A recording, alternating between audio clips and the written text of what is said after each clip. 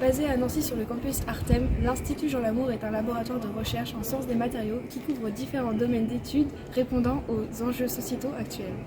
Ainsi, des équipes de chercheurs se sont mobilisées pour travailler sur des problématiques liées au domaine de la santé. C'est le cas pour Jean-Philippe, Mélanie ou Aurélia, membres de l'équipe 401 à l'IGL. Un de leurs sujets d'étude est le développement de membranes cardiaques pour le traitement de l'infarctus du myocarde. L'infarctus du myocarde est une maladie générée par l'obstruction d'un vaisseau alimentant le cœur en sang riche en oxygène. Ceci provoque une insuffisance cardiaque par manque d'oxygène et conduit à la destruction des cellules musculaires du cœur. Cela perturbe le rythme cardiaque et peut conduire à la mort du patient. Les fonctionnalités recherchées pour la membrane sont de type mécanique et biologique. Mécanique, car la membrane va pouvoir s'adapter au fonctionnement du cœur d'un point de vue mécanique afin de maintenir le rythme cardiaque à un niveau sain. Et biologique, car elle doit permettre aux tissus abîmés de se régénérer. Dans le but de dimensionner une membrane adaptée au fonctionnement du cœur, il est impératif d'étudier les propriétés mécaniques du tissu cardiaque afin de faire les bons choix de matériaux. Dans cette optique, mon sujet consiste à étudier mécaniquement par nano-implantation le tissu cardiaque pour l'élaboration de nouvelles membranes cardiaques.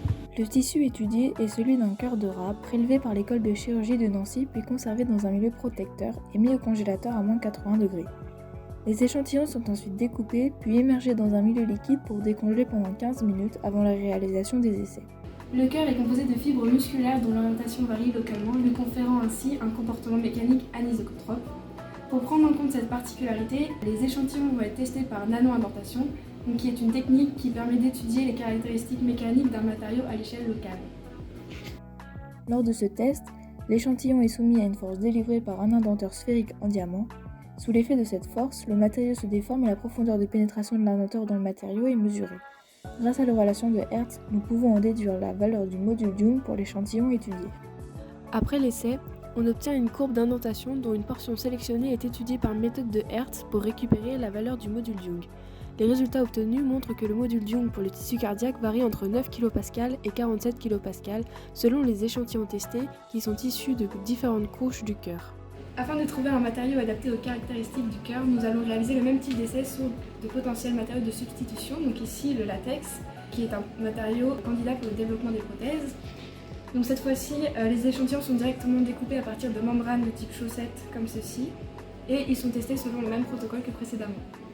Les résultats obtenus montrent que le module Young pour les membranes en latex se situe en moyenne à 1,35 MPa.